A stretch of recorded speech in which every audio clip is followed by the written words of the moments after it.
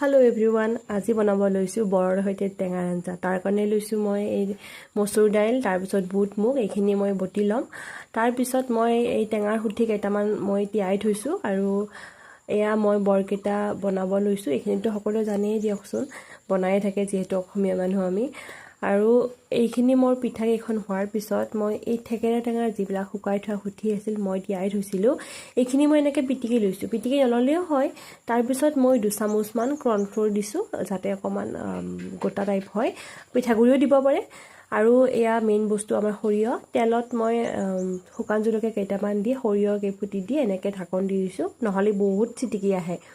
তাৰ পিছত মই ইয়াতে টেঙাৰ আঞ্জাখিনি দি দিছো আৰু হালধিখিনি দি দিলো, নিমখ দি দিলো। হালধি নিমখখিনি তেলতো দি ল'ব পাৰে, মোৰ দিয়া নহলে।